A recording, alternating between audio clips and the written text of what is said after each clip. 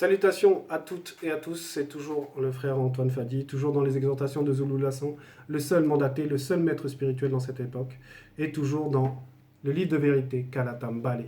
Donc, comme avec les frères, nous allons aller toujours dans page 684, dans l'évangile caché de Koudoumane Moula, le Christ, le véritable Christ, l'être suprême dans le visible. Et dans ce chapitre 36, on va commencer à partir du verset 23. Et dans ce chapitre 36, c'est le sermon sur la montagne, où Koudoumane va s'adresser à ses apôtres ainsi qu'à toute une foule qui est présente sur la montagne, qui est venue écouter son discours. Un discours qui est en fait sous une véritable exhortation, un véritable enseignement.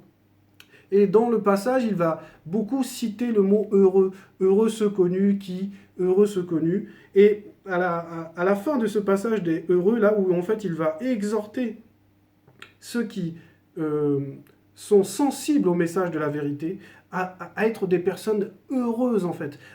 Parce qu'il veut leur montrer que le bonheur en fait est lié au verbe, il est lié à la vérité, que le véritable bonheur dans cette réalité, et peu importe dans ce monde, peu importe l'époque, c'est de connaître la vérité.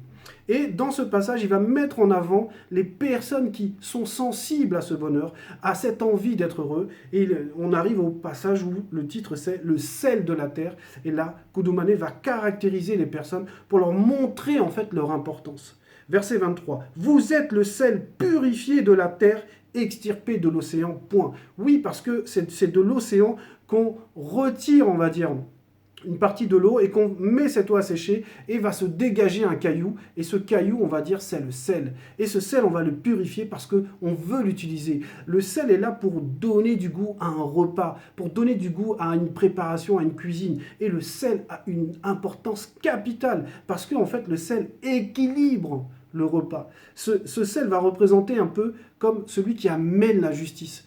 Et lorsque Koudoumane prend cet exemple-là du sel qu'on tire de l'océan, l'océan va représenter les nations, le monde, tous ces gens qui sont dans cette réalité où nous nous trouvons actuellement. Et maintenant, ce sel qu'on extirpe là, ça va être ceux qui sont sensibles à la vérité, c'est ceux que, comme les personnes comme moi, comme tous mes frères qui sont dans la Kisabi 832, tous ceux qui écoutent les exhortations de Zulula sur YouTube, qui suivent les enseignements, qui aiment profondément la vérité, vont représenter ce sel qu'on a extirpé. Et ce sel a un pouvoir, c'est qu'il va saler, c'est-à-dire il va manifester une forme de justice.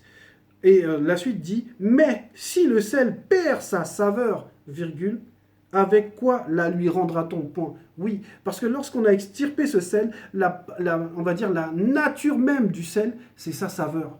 C'est pour ça qu'on utilise le sel. C'est parce qu'il a ce pouvoir d'ajouter une saveur qui équilibre un plat. Mais s'il perd sa saveur, et la saveur ici va représenter le fait d'avoir des bonnes œuvres, de manifester la justice, de manifester cet amour, cette joie d'être dans la vérité. Si on perd cela, si on n'est plus heureux d'être dans la vérité, comment on va rendre ça? Voilà. Comment donc, en gros, si on n'est plus conscient de notre identité, parce que le sel, la saveur du sel va aussi représenter sa propre identité. Comment le sel, si il perd son identité, mais comment on va lui rendre son identité? En gros, le sel ne va plus être utile, il ne va plus servir à rien. Et voilà ce qu'on dit dans la suite, en tout cas ce que Koudoumane dit dans ce discours. Il ne sert plus qu'à être jeté dehors, virgule, et foulé aux pieds par les non-initiés rebelles, virgule, les blancs et les sans mêlés. Donc ici, ce sel-là, s'il perd sa valeur, s'il perd sa saveur, comme il est dit là, c'est-à-dire ce qui donne... on va dire ce qui peut donner du goût au plat, en fait, ça devient de la poudre qui ne sert à rien, parce qu'elle n'a plus son identité, en fait. Elle n'apporte plus ce qu'elle doit apporter, comme j'avais pris l'exemple dans l'explication, là. En gros, derrière ce sel, quand on sel, c'est qu'on équilibre, en gros, le plat, et l'équilibre va représenter la justice. Donc, il ne sert plus qu'à être jeté dehors, virgule, et foulé aux pieds. Ça veut dire quoi? Ça veut dire qu'en gros, ce sel-là, qu'on a extirpé, on va dire, de l'océan, on le jette. C'est-à-dire que cette poudre-là, qu'on voulait utiliser pour la cuisine, mais qui ne manifeste pas le zèle, en fait, qui ne manifeste pas sa particularité, son identité propre, lorsqu'on la mélange dans la nourriture, en fait, ça devient juste de la poudre qui ne sert à rien et qui va être donc foulée aux pieds, c'est-à-dire qui va être piétinée. Piétiner veut dire dominer par les blancs, par les sans-mêlés, par les non-initiés rebelles. Ça veut dire que, en gros, cette lumière qu'il y a derrière ce sel-là va s'éteindre, en fait, parce que cette personne-là n'est plus digne, en fait, d'apporter ce goût-là, on va dire, d'équilibre, de justice. Voilà, verset 24. Vous êtes le rayonnement de la lumière du monde, et oui, parce que ce sel brille, en fait. C'est un peu l'image du sel tiré de l'océan, c'est un peu ce qu'on retrouve dans la nature, parce que quand on regarde l'univers, l'univers va représenter l'océan, va représenter un grand, immense océan sombre. Et maintenant, les étoiles vont représenter ce sel-là. Et les étoiles apportent la lumière, on va dire embellissent, rendent, donnent un paysage, une forme, quelque chose qui attire, on va dire, dans cet océan sombre. Et donc, Koudoumane dit ici, vous êtes le rayonnement de la lumière du monde. Oui, parce que le rayonnement, la lumière elle-même, on va dire, c'est le verbe, c'est l'enseignement. Et maintenant, les rayons, c'est ce qui va traverser, qui va pénétrer dans la réalité. En gros, nous, on va représenter ces rayons-là, dans le sens où nous allons pénétrer dans le monde, c'est-à-dire auprès des gens, que ce soit des collègues de travail, que ce soit la famille, à la salle de sport, peu importe. Et notre manière d'être, notre manière de parler va représenter ce rayon-là. Et ce rayon-là, ça va être la lumière, c'est-à-dire l'intelligence, la sagesse, la morale, parce que derrière la justice, c'est la morale, c'est le respect de la loi. Donc, c'est ce que Koudoumane dit, et il va prendre encore d'autres exemples. Une ville située sur une montagne ne doit être cachée, point. Oui, parce que la ville, c'est un peu comme l'image un peu que le Mouledi avait donnée dans l'enseignement sur l'électricité, par rapport à Gims et les pyramides en fait. Et il avait expliqué que la lumière en haut, comme on voit sur les billets du dollar américain avec la pyramide et l'œil va représenter la vision, mais va représenter aussi l'électricité. Parce que c'est la lumière, c'est l'énergie. Et là, Koudoumane prend l'exemple en disant une ville située sur une montagne ne doit être cachée. Donc la montagne peut représenter aussi une forme de pyramide. Et maintenant le sommet, c'est ce qui va, la ville là, c'est ce qui va avoir de la valeur, c'est là où il y a la vie, où il y a l'énergie. Parce que c'est là où il y a aussi la population. Mais ça représente aussi, dans un autre sens caché, la scène même que Koudoumane est en train de vivre avec les apôtres et les personnes qui écoutent. Parce que Koudoumane, le sermon, il le donne sur une montagne. Il est sur la montagne lui-même. Et maintenant, lui, avec les personnes, puisqu'ils sont tous assis, tous ensemble, là, vont représenter cette ville. Et c'est cette ville-là, on va dire, c'est cette union-là, cette unité-là, ça ne doit pas être caché, ça doit être visible. Donc, en gros, on doit manifester notre amour, notre présence dans cette réalité, parce qu'on va être des représentants de ce que le Verbe manifeste dans la réalité. Il en est de même d'une lampe, deux points.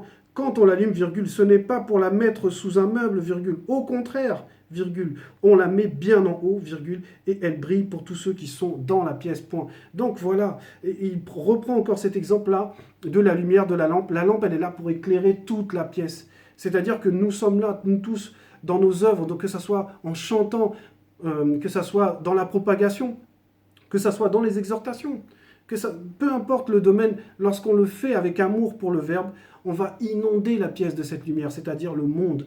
On va transmettre cet amour qu'on a reçu de la vérité, on va parler de la vérité, on va chanter pour la vérité, on va exhorter pour la vérité. Verset 25. Que votre rayonnement luise ainsi devant les non-initiés. Oui, parce qu'il prend la lampe, et il prend cette image-là, qu'il faut mettre la lampe donc sur la table pour que ça éclaire toute la pièce. Et c'est comme ça que notre rayonnement, c'est-à-dire notre action, notre manière d'être, notre zèle, doit se manifester auprès du monde, auprès des autres qui ne connaissent pas la vérité, ou même qui ne sont pas la vérité. On vient et on apporte la lumière, c'est-à-dire l'éclairage, c'est-à-dire l'enseignement, c'est-à-dire la justice, c'est-à-dire la sagesse, le discernement. Voilà, on frappe leur intelligence, on frappe leurs trois êtres. Même physiquement, on va frapper la conscience de leur corps pour qu'ils voient, ben oui, quand on se manifeste selon le Verbe, on est différent, on a quelque chose, on a cette aura, on a cette présence-là qui se manifeste.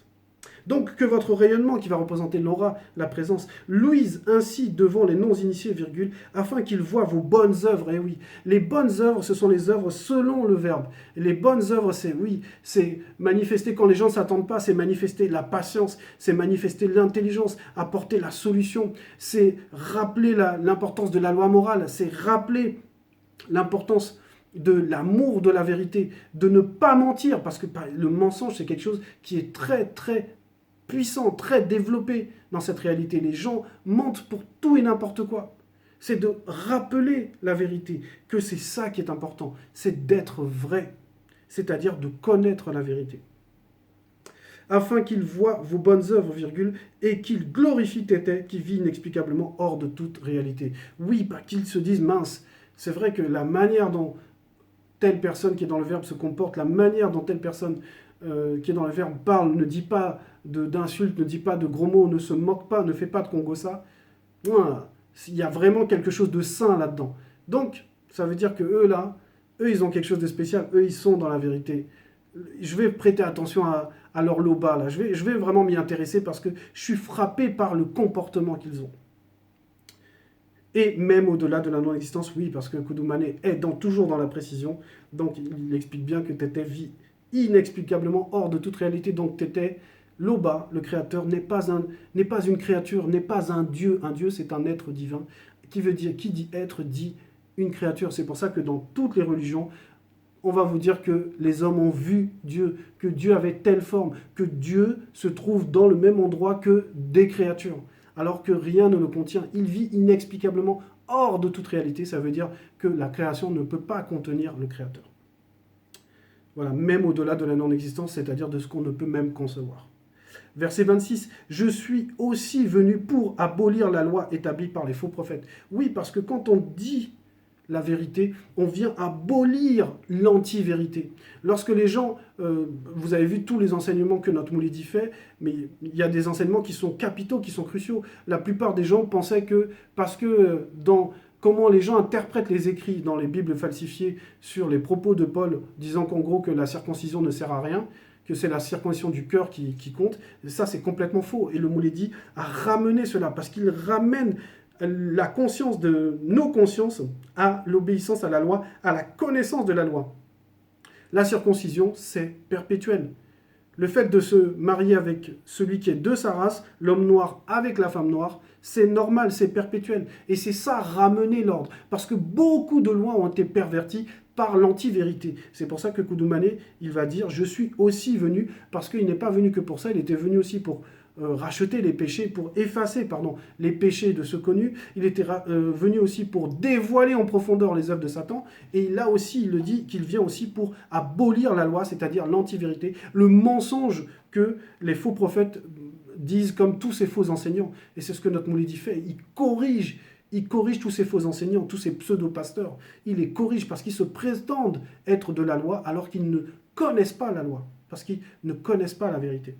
Verset 27, « Car, virgule, je avec un J majuscule, vous le dis en vérité avec un V majuscule, virgule, avant que le ciel et la terre visibles disparaissent, virgule, pas un seul point sur un I, virgule, pas une seule lettre, virgule, ni le plus petit détail ne disparaîtra dans Kalatam Balé avant que tout n'ait été réalisé. » Oui, et ça c'est encore la précision du discours de Kudumane. Kalatam Balé, on ne peut pas le changer. On ne peut pas le trafiquer, le transformer. Parce que Kalatam Balé, c'est une écriture vivante. Parce que c'est la vérité. Ça veut dire que Kalatam Balé, pour comprendre Kalatam Balé, il faut que Kalatam Balé permette qu'on puisse le comprendre. Parce que cette écriture est vivante. C'est elle qui nous sonde. C'est elle qui voit si on est digne de comprendre, de révéler ou de ne pas révéler. Donc les gens qui vont essayer de falsifier, de changer, c'est peine perdue. Parce qu'ils ne pourront même pas comprendre ce qui est écrit dans Kalatam Balé. Et comme le Kudumane le dit, rien ne peut être modifié dans Kalatam Balé parce que chaque lettre représente quelque chose spirituellement. C'est pour ça que ce livre-là a une puissance, Kalatam Balé a une puissance phénoménale.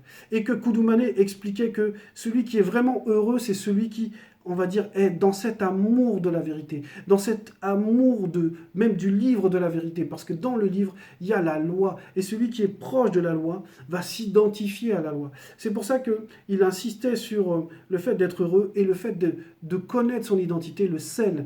C'est-à-dire que le sel a ce pouvoir-là d'équilibrer les choses, d'amener quelque chose supplémentaire qui rend tout agréable. Et c'est le but en fait du verbe. Le verbe est là pour racheter le plus possible de personnes, pour ramener de plus en plus de personnes à la vérité et au salut, parce que c'est toujours pas pour le bien que l'on manifeste la grâce. La manifestation de la grâce dans ce visible-là, c'est pour le bien de nous tous. Et c'est ça, c'est si on a reçu ce bien-là, c'est ça que nous devons transmettre avec ferveur, avec justice, selon le Verbe. Voilà, c'était l'exhortation. L'Oba est toujours glorifié.